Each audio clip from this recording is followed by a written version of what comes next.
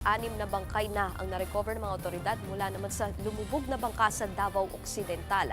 Ayon sa Philippine Coast Guard, nasa early state of decomposition na ang mga ito. Kabilang sila sa 16 na sakay ng MBCA Amehara.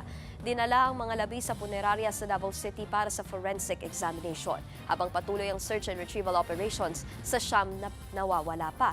Ayon sa ulat, alas 8 ng gabi noong January 17, pumalaot ang bangka mula Santa Ana Wharf sa Davao City at papunta sana ang Governor Generoso, Davao Oriental. Emosyonal ang tagpo ng 15 Pinoy survivor na lumubog na MV Devon Bay sa West Philippine Sea. Nakarating na rin sila sa Maynila kanina matapos i-turn over ng China Coast Guard na tumulong sa search and rescue operations. May express report si Rainiel Pawid. Bago mag-alas 5:30 ng umaga, dumaong sa Pier 13 Port Area, Manila ang PCG vessel Teresa Magbanwa. Lulan nito ang 15 tripulanting Pinoy ng lumubog na MV Devon Bay. Kasama rito ang 2 tripulante na nasawi sa insidente. Nitong Biyernes, nagtulong-tulong ang China Coast Guard sa pagsagip sa 17 crew. Sa video na inilabas ng China Coast Guard, kita ang paglusong nila sa dagat para maiahon ng mga Pinoy. Binuhat na rin nila ang isang Filipino crew member na ito na tila hapong-hapo na sa pagod. Dito'y nagyakapan at nag-iyakan na ang mga nasagip na Pinoy. Pagdating sa Maynila, sinalubong sila ng mga kawani ng Philippine Coast Guard at mga medical expert para sa agarang medical na atensyon. Galing sa Gutalak, Zamboanga del Norte ang MV Devon at patungo na sana sa Guangdong, China nang lumubog ito.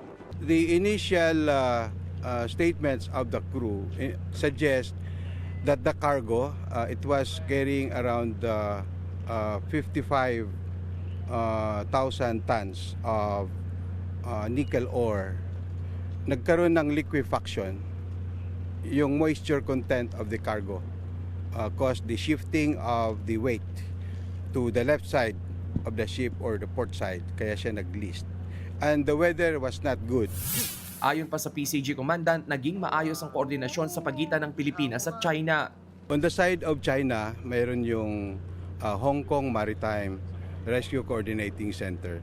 Yung dalawang centers po ang nag-usap kung paano po i-undertake yung search and rescue operations na ito.